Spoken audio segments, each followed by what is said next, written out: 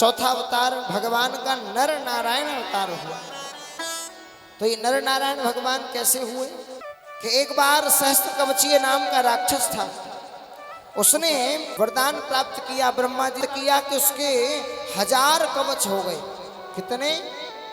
1000 कवच हो गए। और उन 1000 कवचों की महिमा ये थी कि कोई उससे 1000 वर्ष तक युद्ध करे तो 1000 वर्ष तक युद्ध करते करते करते करते उसका एक कवच तोड़ पाएगा, और जो उसका एक कवच तोड़ेगा वह स्वयं ही समाप्त हो जाएगा।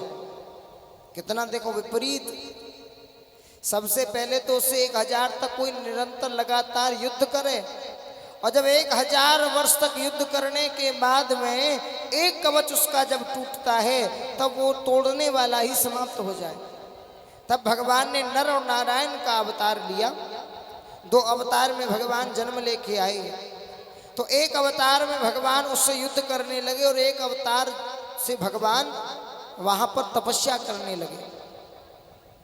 जैसे नर भगवान उससे युद्ध करते हैं, तो नर भगवान जब युद्ध करते हैं तो नारायण भगवान तपस्या करते हैं।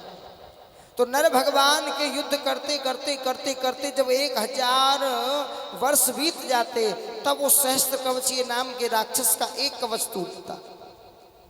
अच्छा, जैसे एक कवच टूटता तो उस एक कवच तोड़ने के कारण से नर भगवान वहां पर मृत्यु का नाटक करने लगते। इतनी देर में नारायण भगवान अपने समाधि से जाग करके और यही कहते कि यदि मेरी समाधि सफल हुई है, मेरी तपस्या सफल हुई है, तो मेरे जो मित्र हैं नर भगवान वो जीवित हो जाए। तो नारायण भगवान की तपस्या से नर भगवान जीवित हो जाते। अब नर भगवान तपस्या में बैठ गए और नारायण भगवान उससे युद्ध करने लगे।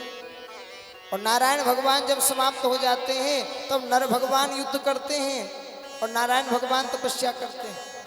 इस प्रकार से ही भैया उसके 999 कवच तोड़ दिए। 999। अब उस सहस्त्र कवचीय नाम के राक्षस ने सोचा कि एक कवच तोड़ना और कोई बड़ी बात नहीं है, इसको भी तोड़ देंगे। तो वह भाग करके सूर्य मंडल में जाकर छिप गया। सूर्य मंडल में छिप गया। अब की बार उसके कवच को तोड़ने की जो बारी थी वो नर भगवान की थी। किसकी थी? नर भगवान की। सहस्त्र कवचीय नाम का राक्षस कवच को लेकर के सूर्य मंडल में जाके छिपा था। तो जब द्वापर युग आया तब वही सूर्य के द्वारा कवच और कुंडल लेकर के कुंती के गर्भ से कर्ण के नाम से जन्म लेके आया। और ये नर नारायण कौन है? बोले नर है अर्जुन, नारायण है भगवान स्वयं परब्रह्म परमात्मा। तो अब की बार उसको मारने की बारी थी नर भगवान की। तो महाराज 1000 वर्ष तक कौन युद्ध करता? इसीलिए भगवान ने उसके कवच और कुंडल दान में ले लिए और अब की बार अर्जुन ने उसका वध किया।